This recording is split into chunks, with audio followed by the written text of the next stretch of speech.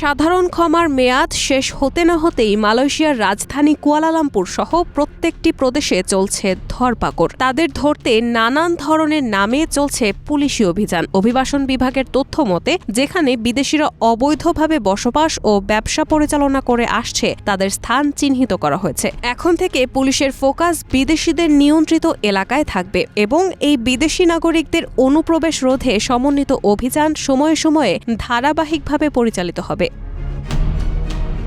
এতে কঠিন সময় পার করছেন দেশটিতে বসবাসরত বৈধ ও অবৈধ প্রবাসীরা। চলতি মাসের শুরু থেকে এই পর্যন্ত অভিবাসন বিভাগের কয়েকটি অভিযানে অন্তত ৭০০রও বেশি অবৈধ প্রবাসীদের আটক করা হয়েছে। এর মধ্যে অন্তত ২৫০ শতাধিক প্রবাসী বাংলাদেশীও রয়েছেন।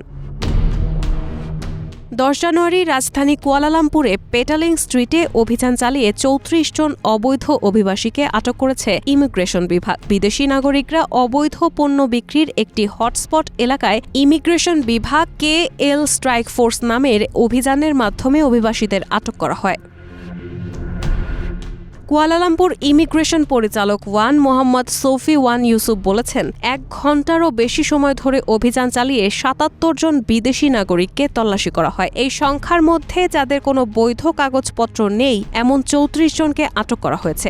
আটকদের মধ্যে ২৬ জন বাংলাদেশি, ৪ জন মিয়ানমারের নাগরিক, ২ জন পাকিস্তানি এবং মরিশাস ও নেপালের নাগরিক রয়েছেন, যাদের বয়স ২২ থেকে ৫৫ বছরের মধ্যে।